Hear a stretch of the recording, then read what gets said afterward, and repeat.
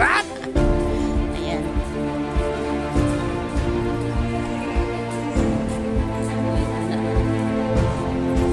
Dito kami ngayon. Pauwi na mga guys.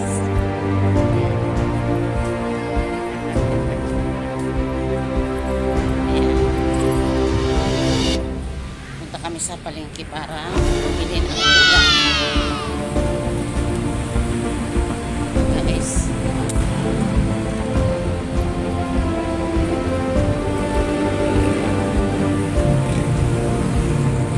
Kawawa ng mga tao dito. Tutulog.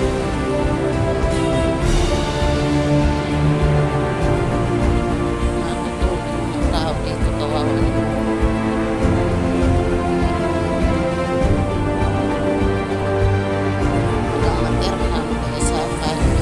Kalsada na lang natutulog sila. Sana makita ito ng gobyerno, matulungan sila. Yan lang mga guys. Babay na mga guys. Babay. Diyan. Diyan. Bye. Sige guys, bye-bye. Baka mahablot yung cellphone ko. Wala na akong panggamit pang vlog. Ayan mga guys, bye-bye.